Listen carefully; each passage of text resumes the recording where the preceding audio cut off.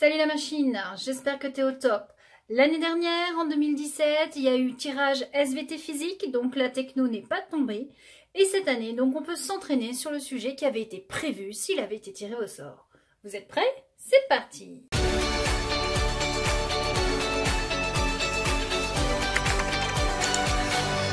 Donc, je vous rappelle qu'en 2017, c'est SVT physique-chimie qui a été tiré au sort. Donc, le sujet de technologie qui avait été préparé n'a pas été utilisé et a été rendu public. On peut donc s'entraîner dessus pour le brevet 2018. Les besoins en énergie électrique augmentent avec l'usage croissant des équipements mobiles, smartphones, tablettes, lampes à LED. L'utilisation de ces appareils en milieu isolé nécessite un dispositif de recharge en énergie électrique. L'utilisation d'une hydrolienne portable, immergée dans le cours d'une rivière, est une solution. Bon, ça veut dire qu'il faut que vous alliez vous balader dans la forêt à côté d'une rivière et que vous allez passer 3 jours de camping là-bas et vous avez besoin de recharger vos appareils. L'étude proposée vise à vérifier les performances de l'hydrolienne portable en les comparant aux caractéristiques fournies par le constructeur. Document 1, schéma de principe de fonctionnement de l'hydrolienne. Donc une circulation d'eau, rotation de l'hélice générée par l'eau en mouvement, générateur de tension, régulateur de tension, batterie interne, prise USB pour charger les appareils. L'hydrolienne doit être immergée dans la rivière et maintenue par une cordelette. Bah oui, sinon elle va se barrer. Le mouvement de l'eau entraîne la rotation de l'hélice qui est liée au générateur de tension. Le générateur de tension assure la charge de la batterie interne de l'hydrolienne. La fonction du régulateur de tension est de limiter la tension à 5 volts pour éviter une surtension qui endommagerait la batterie. Ça, c'est important. Si on dépasse 5 volts, la batterie, elle chauffe. Recharge d'un ou plusieurs appareils nomades. Dès que la batterie interne de l'hydrolienne est suffisamment chargée, l'utilisateur peut brancher des appareils nomades à l'un des 3 ports USB pour les charger en énergie électrique. Donc 3 ports USB. Bon, déjà ils ont mis 2 fils ici. Ils auraient peut-être pu en mettre 3. Donc là ils ont mis une tablette et un smartphone. Question 1. À partir du schéma de principe de fonctionnement de l'hydrolienne, complétez le schéma fonctionnel de la feuille annexe réponse à l'aide des informations indiquées dans le document 2 et précisez la fonction d'usage de l'hydrolienne. Donc, document 2, on nous donne des expressions, stocker l'énergie électrique, réguler la tension produite, produire de l'énergie électrique par la rotation du générateur. Allons voir cette annexe. Voici le schéma à compléter.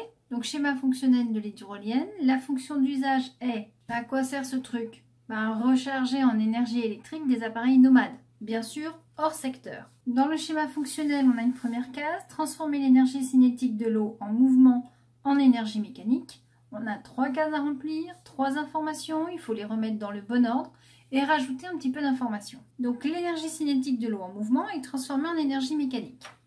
Qu'est-ce qui se passe ensuite? Reprenons le schéma. Après la rotation de l'hélice, on a un générateur de tension, après on a le régulateur de tension, après on a la batterie et après on décharge. Après cette étape qui consiste à transformer l'énergie cinétique de l'eau en mouvement en énergie mécanique, on va transformer l'énergie mécanique en énergie électrique.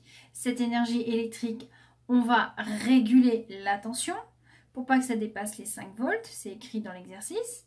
Et ensuite, on va stocker dans la batterie pour pouvoir décharger plus tard. On utilise donc la 3e proposition et on met transformer l'énergie mécanique en énergie électrique par rotation du générateur. Étape suivante, on va réguler la tension. On utilise donc la 2e proposition, réguler la tension produite à 5 volts pour éviter une surtension. Et enfin, on va stocker l'énergie électrique. Donc stockage de l'énergie électrique dans la batterie interne, puis déchargement au besoin. Question numéro 2. À l'aide du relevé de tension électrique document 3, c'est-à-dire ça, et des schémas de principe de fonctionnement de l'hydrolienne, document 1, donnez la tension électrique en sortie du générateur de tension si le débit d'eau de la rivière est de 0,20 m3 par seconde et justifiez le rôle du régulateur de tension.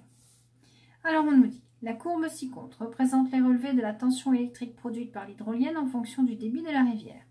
Elle montre qu'au-delà d'un débit de 0,14 m3 par seconde, la tension électrique de charge de la batterie est limitée à 5 volts. Donc tension produite par l'hydrolienne, on va jusqu'à 9 volts. Ici nous avons le débit de la rivière en m3 par seconde, donc on a la tension produite en fonction du débit. Sauf que on a une zone de régulation à 5 volts maxi, car au-dessus, c'est une zone de danger. Donc on ne doit pas dépasser le 5 volts, sinon la batterie est en surtension et en surchauffe. Or, qu'est-ce qu'on constate? Tant qu'on est à moins de 0,14 m3 par seconde, on a une tension produite inférieure à 5 volts, donc pas de souci. Par contre, passé 0,14, on a le régulateur qui se met en place pour éviter la zone de surtension. Dans l'énoncé, on nous demande la tension électrique pour un débit d'eau de 0,20 m3 par seconde. 0,20 m3 par seconde, on est là, on monte à 7 volts. Donc ça ne va pas du tout. C'est un débit qui est trop important. Si on ne régule pas la tension, la batterie sera en surchauffe. Rédaction. Le relevé de tension électrique nous indique que pour un débit de rivière égal à 0,20 m3 seconde, la tension électrique en sortie du générateur de tension est de 7 volts. Or, la batterie ne supporte que 5 volts au maximum. Il faut donc absolument installer un régulateur de tension, sinon la batterie entrera en surtension, ce qui l'endommagera. Le régulateur est essentiel car quand on se promène dans la nature, on ne peut pas vérifier le débit d'une rivière avant d'y plonger son hydrolienne. On continue. Le constructeur de l'hydrolienne indique une capacité de la batterie interne de 10 000 mAh, unité exprimée en millièmes de l'ampère-heure. À l'aide du tableau document 4, déterminé pour 1 heure de branchement, le nombre et le type d'appareil pouvant simultanément être chargés en totalité en justifiant les choix à l'aide de calculs. Bon, alors on reprend. La batterie finalement a une capacité de 10 000 millièmes d'ampères, ce qui veut dire qu'en 1 heure, elle va délivrer 10 000 milliampères. Donc on nous donne des appareils, une tablette, 6 000 milliampères-heure, un smartphone, 3 000 ampères-heure, une lampe de poche, 4 400 milliampères-heure. Donc tous ces appareils, sur 1 heure, vont consommer une quantité d'électricité différente pour recharger leur batterie. Or, on nous dit capacité maximale de l'hydrolienne 10 000. Donc là, on a différentes combinaisons à faire. N'oublions pas qu'on nous a dit qu'il y avait 3 ports USB. Là, ils ont dessiné 2 câbles. Ils ont mis une tablette et un smartphone. Est-ce que sur 2 câbles, une tablette et un smartphone, c'est possible? On a dit la tablette 6000, le smartphone 3000. Ici, on a un cumul de 9000. C'est donc possible. Mais nous sommes sur 2 ports USB, alors qu'on en a 3 de possibles. Donc au final, il va falloir faire toutes les combinaisons possibles sur un port, 2 ports ou 3 ports, voir qu'est-ce qu'on peut mettre en charge sans dépasser le 10 000 mA. Donc réponse à la question 3, on fait d'abord le point sur ce qu'on sait. La batterie interne de l'hydrolienne a une capacité de 10 000 millièmes d'ampère-heure. Cela signifie qu'elle va en 1 heure délivrer 10 000 milliampères. Ainsi, un utilisateur doit faire attention à ce qu'il branche sur les 3 ports USB. S'il utilise les 3 ports, la somme des capacités de charge des 3 appareils ne doit pas dépasser 10 000 mA. Une seule combinaison est possible. 3 smartphones, 3 x 3000 égale 9000, c'est inférieur à 10 000 mA. S'il veut brancher des appareils aux capacités de charge plus importantes, il ne devra utiliser qu'un ou 2 ports USB, soit recharger qu'un ou 2 appareils, mais dans tous les cas, le cumul ne devra pas dépasser 10 000 mA. Donc possibilité 1 pour 2 ports USB. On prend une tablette, un smartphone, on a dit 9000, ça passe. Possibilité 2 sur 2 ports USB, un smartphone, une lampe de poche, 7400, ça passe. Si on rajoute un smartphone, on dépasse les 10 000, ça passe plus. Possibilité 3 sur 2 ports USB, 2 lampes de poche, 8800. Il ne peut pas brancher une tablette et une lampe de poche car cela dépasse les 10 000 mA. Donc vous faites le calcul pour justifier.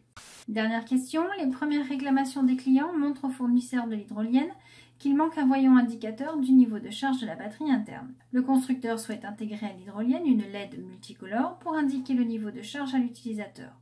La couleur de la LED sera visible depuis la berge de la rivière. À l'aide de la description du fonctionnement en feuille annexe réponse, complétez le programme modélisant la gestion de la charge de la batterie interne.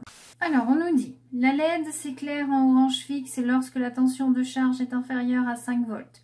Impossibilité de brancher la batterie. Donc, si la tension de charge est inférieure à 5 volts, on ne peut pas charger la batterie, donc le système doit s'arrêter. La LED s'éclaire en rouge clignotant lorsque la tension de charge est supérieure à 5 volts, conditionnant l'arrêt de la charge. Défaut du régulateur de tension. Si on a plus que 5 volts, il faut bloquer le système, sinon on va griller la batterie. La LED s'éclaire en vert fixe lorsque la batterie interne est chargée à 100% et il y a l'arrêt de la charge. La LED s'éclaire en vert clignotant lorsque la tension de charge est égale à 5 volts, conditionnant la mise en charge de la batterie. Donc si on a du 5 volts et que la batterie n'est pas chargée, ça clignote vert. Si on a du 5 volts et que la batterie est à 100%, le vert devient fixe. C'est le signal qu'il faut tout arrêter. Si la tension est supérieure à 5 volts, on va griller la batterie il y a un signal rouge clignotant qui signifie danger où il faut débrancher. Et si la tension de charge n'est pas suffisante à 5 volts, on a une LED qui s'affiche en orange, il y a un souci, impossibilité de charger la batterie. Donc au niveau du langage de Scratch, hydrolienne en mode charge régulé, répétez indéfiniment, tout ça. Si tension de charge inférieure à 5 volts, alors allumez LED orange fixe, c'est le premier paragraphe, il est déjà fait. Si, alors allumez LED vert clignotant. Ah, LED vert clignotant, c'est là. Donc on a dit vert clignotant, c'est quand la tension de charge est égale à 5 volts et on a la mise en charge de la batterie.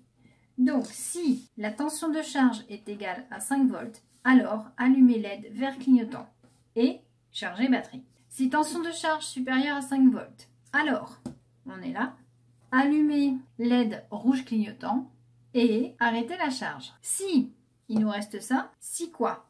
Batterie chargée à 100%, on arrête la charge. Si, et vous voyez bien que la taille est plus importante, on a déjà fait les 3 conditions. Donc si charge égale 100%, alors allumez LED vert fixe et arrêt de la charge.